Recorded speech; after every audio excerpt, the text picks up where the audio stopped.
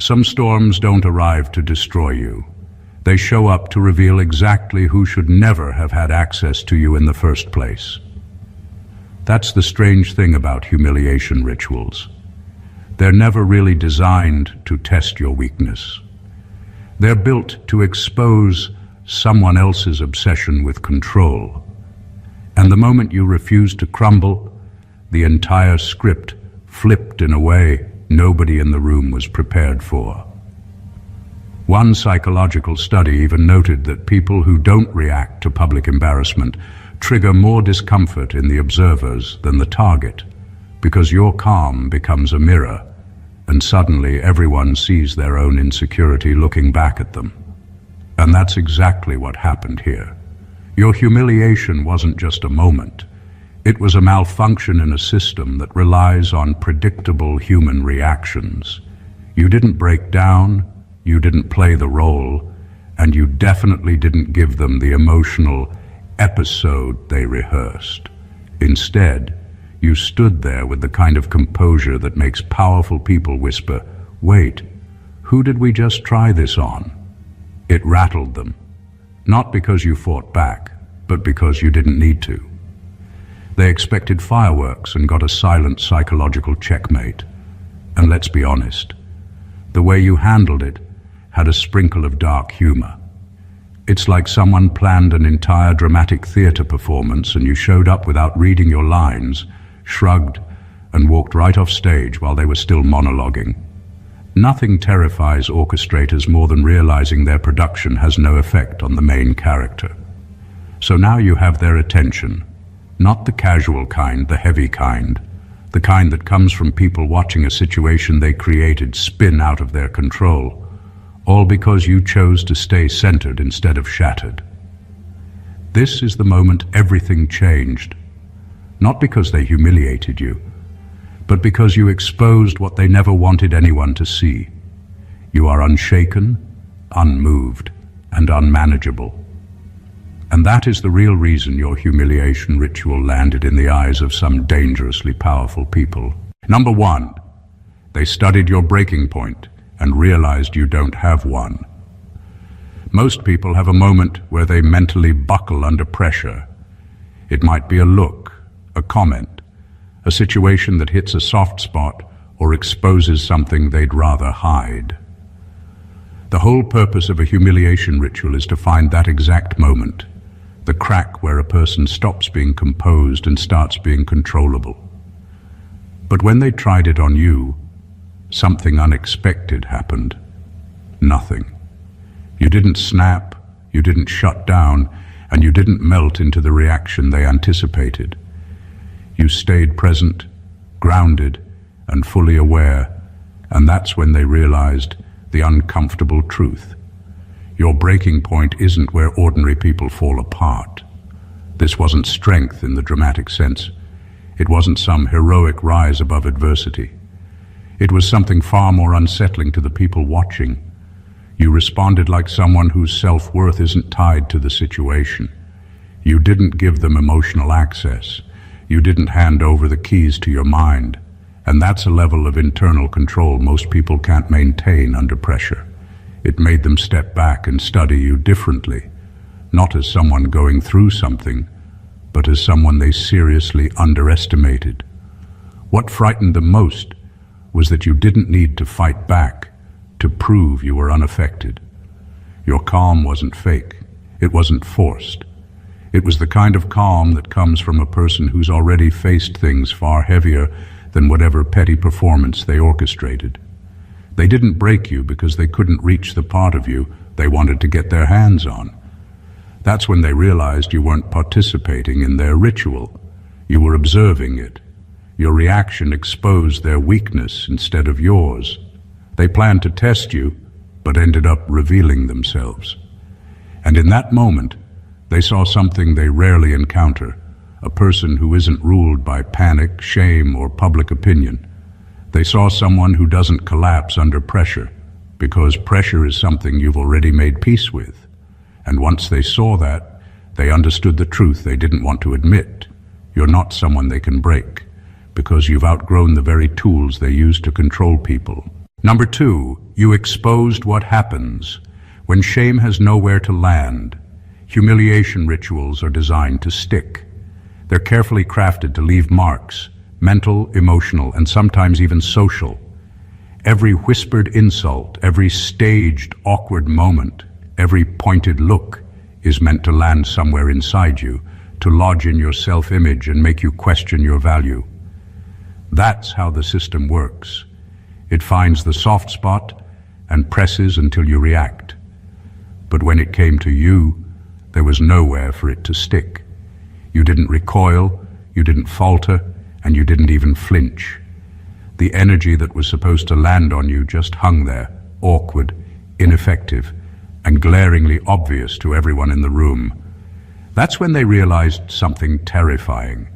They were facing someone whose shame has nowhere to live. The moment is subtle but profound. People don't usually see humiliation fail this way. Most targets internalize, replay the embarrassment over and over, and allow it to shape their next moves. You didn't do that. You treated it like a weightless object, something to observe, something to catalog, not something that could infiltrate your sense of self.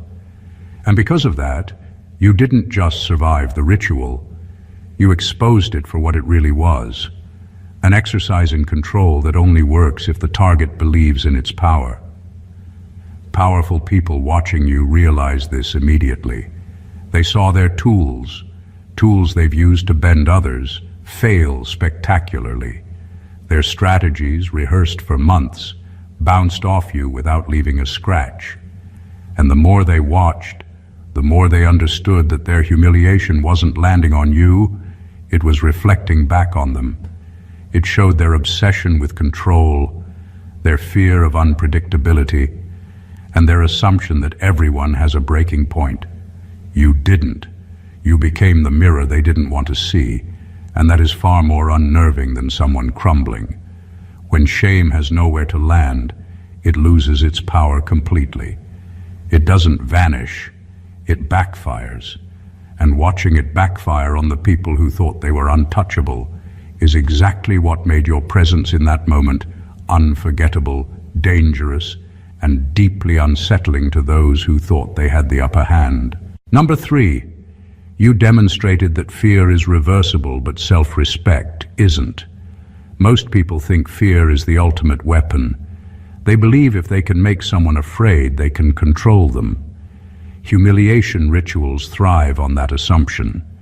They expect panic, embarrassment, hesitation, or desperate attempts to please. They expect a temporary collapse that signals submission. But when they targeted you, something extraordinary happened. They saw fear appear and then vanish, like a wave that rises and recedes, leaving the shore intact. You showed them that fear is temporary. It can exist, it can even sting, but it doesn't define you. It doesn't dictate your choices, your posture, or your dignity. That realization alone makes people in power nervous, because they aren't used to seeing someone who experiences fear without being chained by it. Even more threatening to them was your self-respect. Fear can be fleeting, but the quiet, unshakable conviction you carried, the sense that you owe yourself nothing less than integrity and nothing more than honesty, remained untouched. That's the part that terrified them.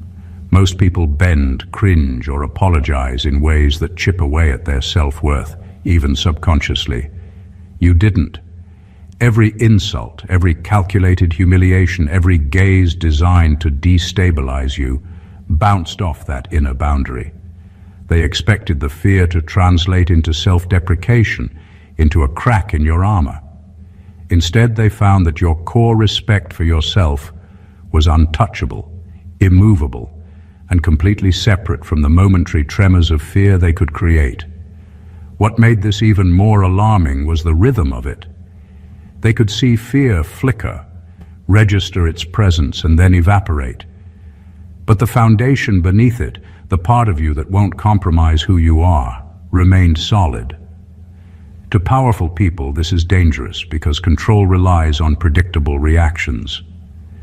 When someone fears something, it can be measured, manipulated, and exploited. But when someone can feel fear without letting it erode their principles, they become unpredictable. They become untouchable in ways the orchestrators cannot anticipate. That's exactly what you showed in that moment. Fear is a tool, but self-respect is a fortress. And once they saw that, they knew they were facing someone who couldn't be owned, manipulated, or intimidated. Number 4, your reaction revealed who the real audience was. Humiliation rituals are designed with a simple assumption. The target will care more about themselves than anyone else in the room. The orchestrators expect you to panic, to blush, to stammer, and to reveal cracks they can exploit. That's the audience they imagined. You reacting, providing the entertainment. But when it came to you, that illusion shattered. You didn't center your energy on their expectations. You didn't perform for them. You shifted your focus elsewhere, and in doing so, you revealed the real audience, the people behind the performance, the ones who wanted to see you fail, but were themselves under scrutiny by their peers. That subtle inversion of attention is something few can pull off, and it's deeply unsettling to those who thrive on manipulation. Your reaction was calm, precise, and detached, and that's exactly what made them uneasy. By refusing to validate their assumptions, you forced them to see themselves.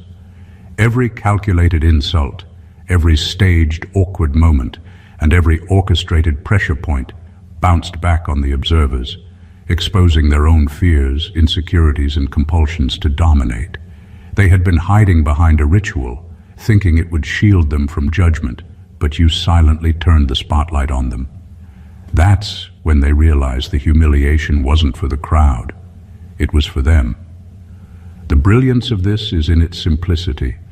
Power often disguises itself as control, but real power is always observed.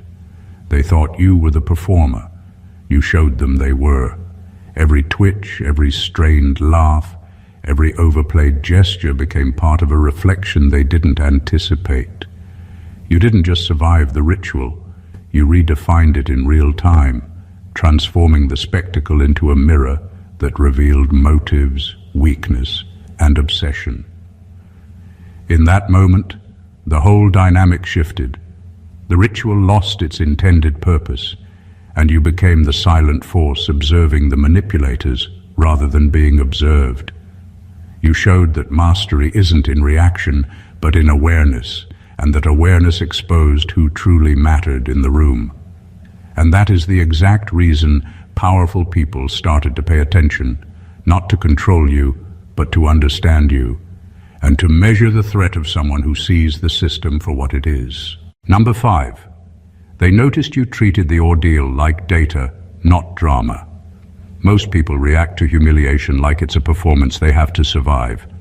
Their hearts race, their thoughts scramble, and every instinct screams to explain, justify, or apologize.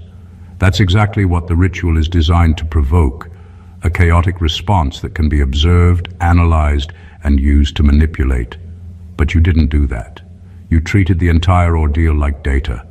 Every glance, every whisper, every staged insult was logged, analyzed, and cataloged in real time. Nothing about you was frantic, desperate, or reactive. You didn't give them the chaos they expected. You gave them clarity instead. That's what made your presence so unnerving. By observing rather than reacting, you flipped the script completely. What was meant to destabilize you became a window into the mechanics of their behavior. They began to realize that their power relied entirely on emotional manipulation, and you weren't supplying the raw material they needed. They could orchestrate the entire scenario, but it didn't matter. You were already several steps ahead, seeing patterns they assumed only they could control. Every subtle tactic, every attempt to provoke shame, every carefully calculated gesture became a piece of information to you, not a weapon against you. That kind of detachment is rare, and it's exactly why it triggered a level of fear in observers that humiliation itself could never reach. The brilliance in your approach lies in the contrast. While everyone else in the room expected drama, spectacle, and emotional breakdown, you provided none of it. You were not performing, you were analyzing, and that made the manipulators uncomfortable in ways words cannot capture. They realized they were no longer the architects. They were being studied, measured, and understood. When humiliation becomes data instead of a crisis, the power dynamic collapses. You aren't just surviving the situation, you are gaining insight from it, building a mental map of every motive, flaw, and insecurity in the room. And that is why they began to notice you, not as someone to control, but as someone impossible to predict, impossible to manipulate, and quietly dangerous in the most subtle, undeniable way. Number 6, your silence didn't confuse them. Your clarity did. Silence in a humiliation ritual is usually a weapon wielded by the orchestrators, a vacuum meant to make the target feel exposed, awkward, and desperate to fill the space. Most people panic when confronted with that emptiness. They speak too fast, apologize too much, or react with nervous laughter, and the manipulators feed on that. But your silence was not the confusion they expected. It wasn't hesitation or weakness. It was clarity, calm, deliberate, and almost surgical in its precision. And that is what unnerved them far more than any reaction ever could. They watched, expecting to see someone scrambling to justify themselves, and instead, they saw someone fully present, absorbing the moment, observing the room, and processing it with a quiet intelligence that refused to be hurried or manipulated. That kind of calm is rare, and it forces the observers to confront something they weren't prepared for, the realization that their power depends entirely on the target's participation. Your silence made them painfully aware that you were not participating. Every glance, every calculated humiliation, every whispered jab bounced off without leaving a dent. They were used to seeing chaos, but what they saw in you was composed, aware, and untouchable. The effect of your clarity was like a mirror held up to them. While they expected to provoke and control, you revealed the predictability of their methods. They began to squirm, not because you had reacted, but because your stillness highlighted the absurdity and futility of their actions. It forced them to confront their own insecurities, their own need for control, and their own obsession with dominance. Clarity in the face of manipulation is disarming. It is quiet but terrifying, because it cannot be bargained with, it cannot be startled, and it cannot be owned. Your silence was not a void. It was a signal that the target they thought they were controlling had no cracks to exploit, no panic to harvest, and no vulnerability to feed upon.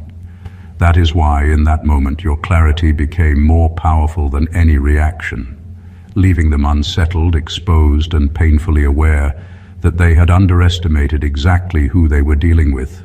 Number 7, you refused the role. They assigned you, and that's forbidden. Humiliation rituals are built on predictability. Every gesture, every insult, every orchestrated moment is designed to push you into a role they've already written. The ashamed, the apologetic, the panicked, the submissive. That role is the currency of control. When you step into it, you validate the ritual, you confirm their power, and you allow yourself to be owned, even if only temporarily. But you refused. You didn't play the part. You didn't stumble through the lines they had rehearsed for you. You didn't act embarrassed or weak. That refusal is what makes their power structures shiver, because it's a rebellion they didn't anticipate. It's forbidden because it exposes the entire system as a construct, not a law. When they realized you weren't complying, there was a subtle panic in the room. The ritual relies on the target's submission, and submission didn't arrive. They expected you to be the main character in their narrative, but instead you became an observer, an analyst, someone whose presence reframed the entire performance. Every insult they threw, every awkwardly staged moment, bounced back, highlighting their desperation rather than your weakness. You were no longer participating. You were controlling the perception of the moment without even moving. That's dangerous to anyone who wants predictable outcomes because it removes the certainty that makes them feel safe. Your refusal didn't have to be loud or aggressive. It wasn't about defiance for the sake of defiance. It was quiet, methodical, and unshakable. That made it worse for them. The people orchestrating the ritual rely on control, but you showed them control is only as strong as the compliance it receives. No compliance, no control. They were forced to see that their powerful act only worked if you agreed to play their part, and you didn't. By refusing the role, you exposed the ritual itself as a fiction. You revealed their insecurities, their obsession with dominance, and their reliance on predictable human behavior. That is what makes your response not just impressive, but profoundly unsettling.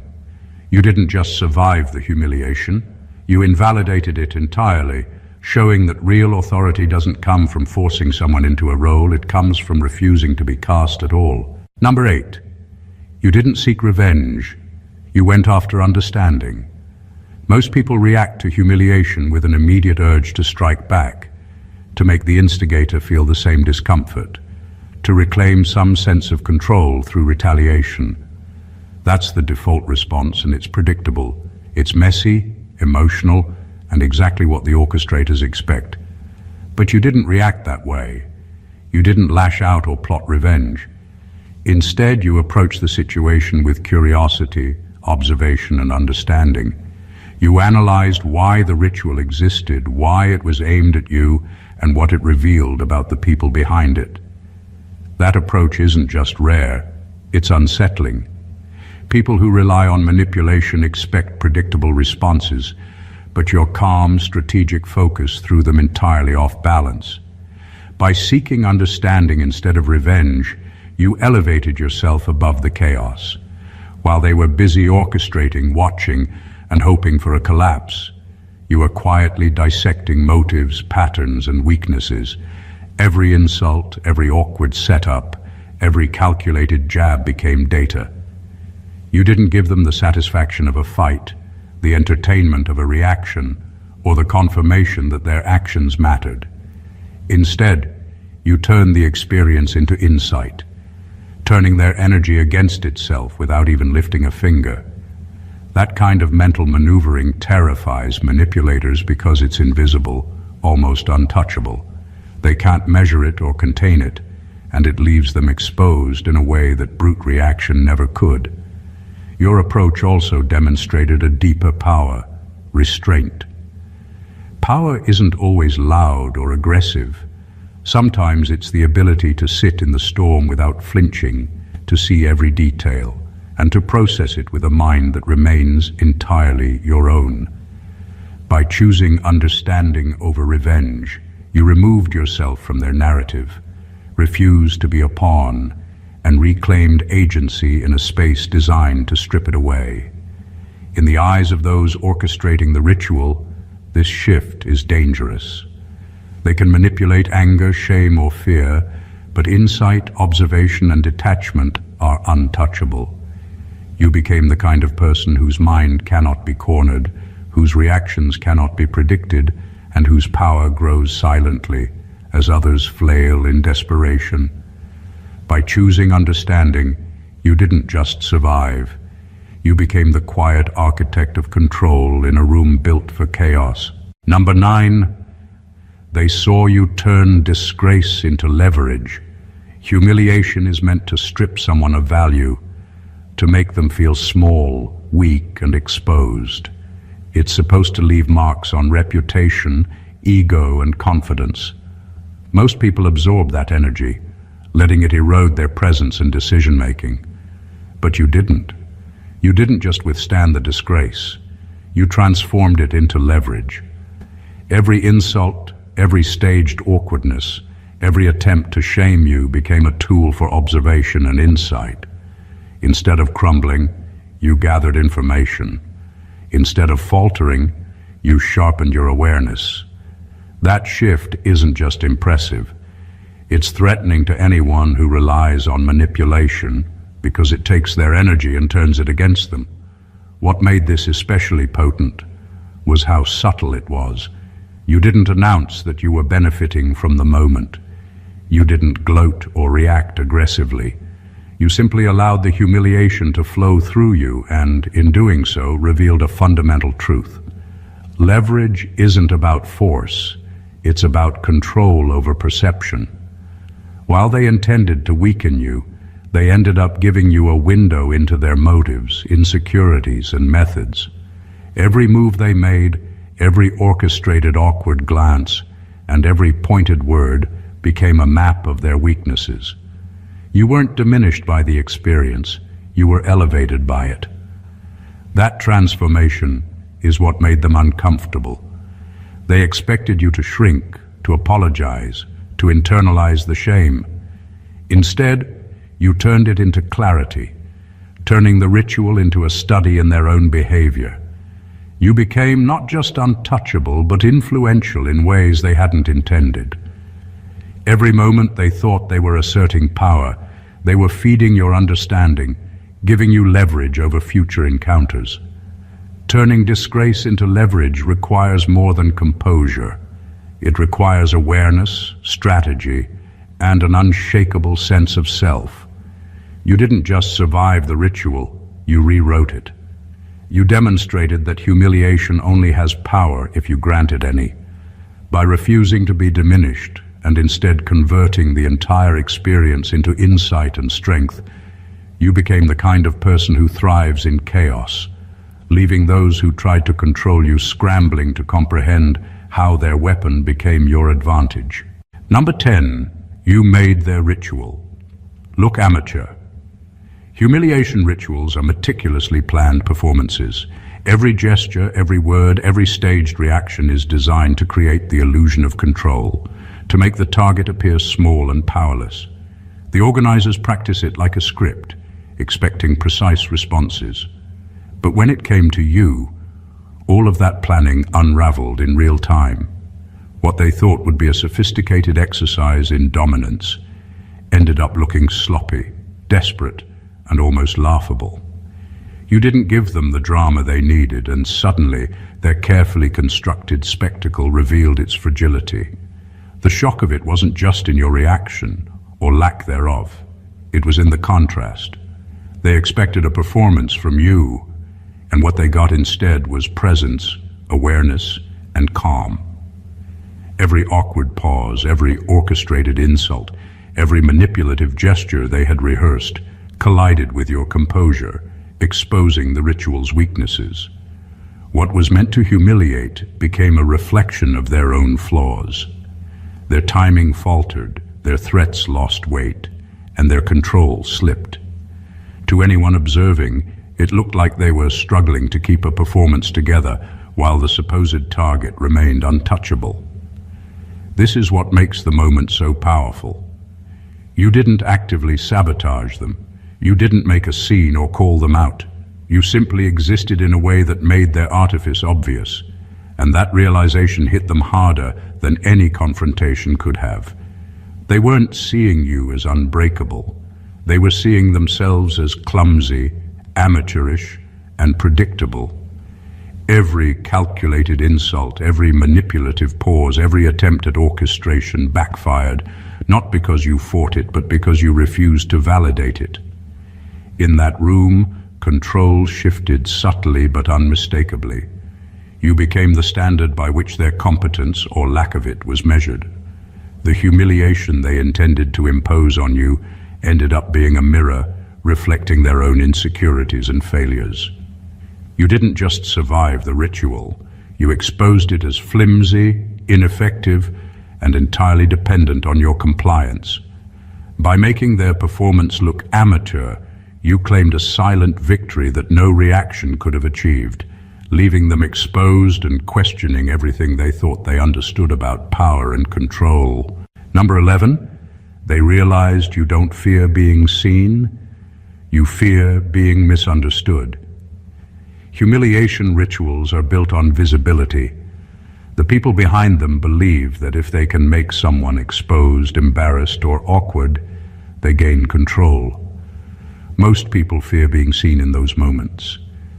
They fear the judgment, the ridicule, the momentary collapse that makes them feel small. But you operate differently. You don't fear being seen. You've learned long ago that people will always have opinions, and that visibility alone can never touch the core of who you are. What you fear and what you guard carefully is being misunderstood. That subtle difference is what threw the orchestrators completely off balance. When they attempted to humiliate you, they assumed they were targeting fear of exposure. Instead, they found someone who could face the room without flinching, someone whose presence didn't bend under scrutiny.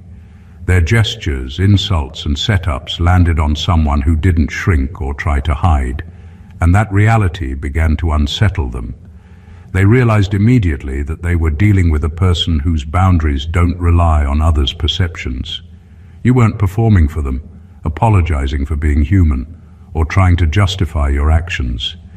You were simply being yourself, clear and unshakable, and that made every attempt to manipulate completely ineffective. The moment they recognized this, the entire power dynamic shifted. They had assumed that fear could be used as a lever, that public exposure would create leverage over you, and that humiliation would force compliance. But you showed them that fear is meaningless if it isn't paired with misunderstanding. You allowed yourself to be seen without granting them the power to define you.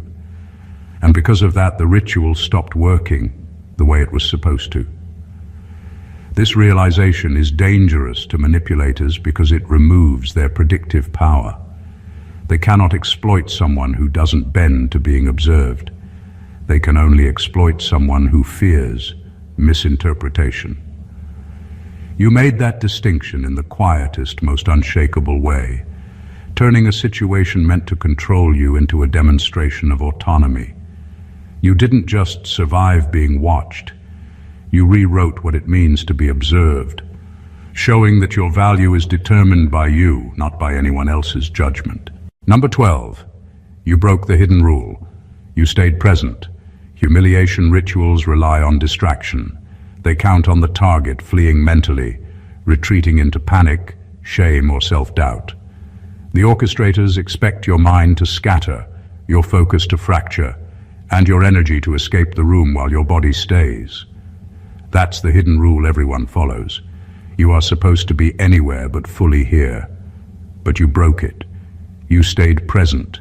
You didn't hide, you didn't dissociate, and you didn't let your thoughts spiral into imagined judgments or future regrets. You owned the moment with every ounce of awareness, and that simple act shattered the entire system they had set up. Being fully present in a moment designed to humiliate requires a different kind of strength. Most people respond with noise, excuses, laughter, shame, or defensiveness because they are trying to escape the discomfort. You responded with clarity, with attention, and with a refusal to give them the leverage they expected.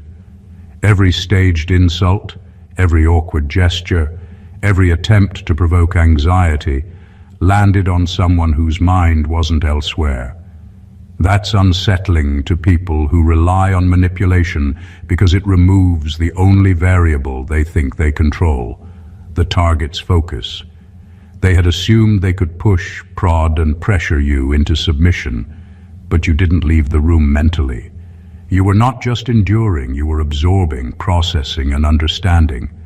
Staying present transformed the ritual into something completely different. You weren't just surviving, you were learning, cataloging, and quietly turning the experience into insight.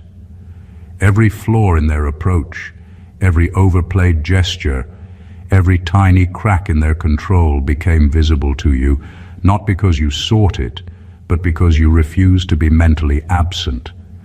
They realized too late that their attempts to dominate had handed you power instead, and their own failures were now glaringly obvious.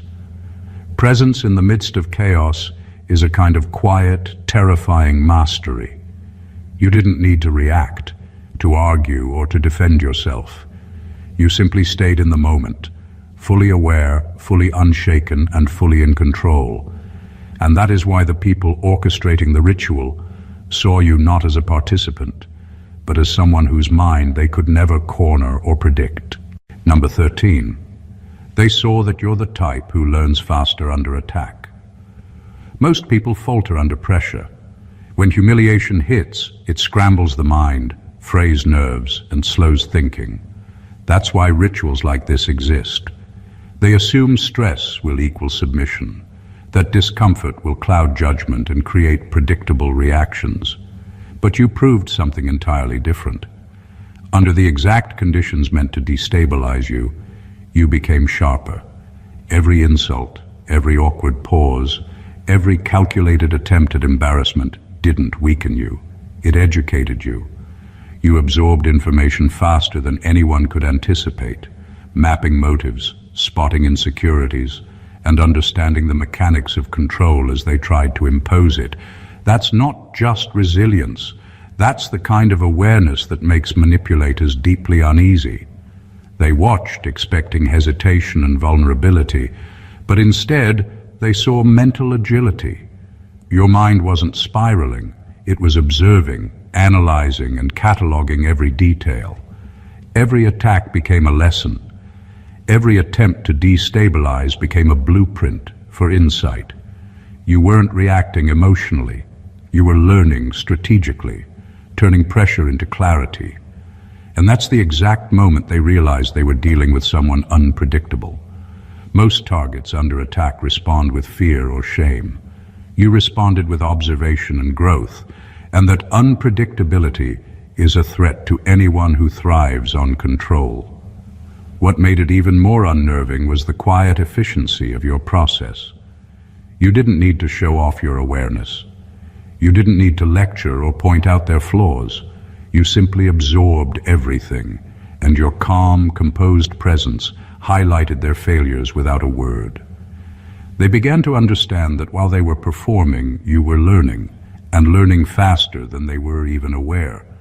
Being able to learn under attack is dangerous because it transforms moments of weakness into opportunities for advantage. You turned their ritual into your classroom, their attempts to harm into your insight, and their energy into knowledge. And that is why they started to pay attention, not just to what you were doing, but to what you were quietly building. A mind that grows stronger under pressure, a presence that can't be anticipated, and a person who cannot be controlled. Number 14. They finally understood. You're not afraid of losing what they can take. Humiliation rituals are designed to exploit fear, the fear of losing reputation, comfort, approval, or social standing. They thrive on the assumption that these losses are unbearable, that they are the levers through which someone can be controlled. Most people collapse because they tie their value to what others can influence or take away. But you operate differently. You made it clear that the things they could threaten were meaningless to you. They couldn't intimidate you with shame, manipulate you with embarrassment, or corner you with social pressure, because your worth doesn't depend on what anyone can take. That realization is what made them truly uneasy, and it's also what makes you untouchable in ways most people can't even comprehend. They watched, expecting panic, hesitation, and compromise, but found none. Every carefully constructed insult, every staged situation, and every attempt to unsettle you landed on someone who had nothing to lose in the way they imagined. That lack of fear isn't arrogance, it's clarity. You know where your value lies, and it isn't in the hands of others. By refusing to bow to their expectations, you exposed a frightening truth. Their power is entirely dependent on your willingness to care about it, and you simply didn't. What made this even more unsettling to them is the ripple effect. People who rely on control expect compliance because fear is assumed to be universal. When they realized that their influence had no effect on you, They were forced to confront the uncomfortable truth that they were powerless in the presence of someone who refuses to be manipulated by threats. Every move they made, every attempt to provoke, every look of judgment fell flat. You didn't just withstand the situation. You demonstrated a type of independence that cannot be bought, bargained with, or coerced.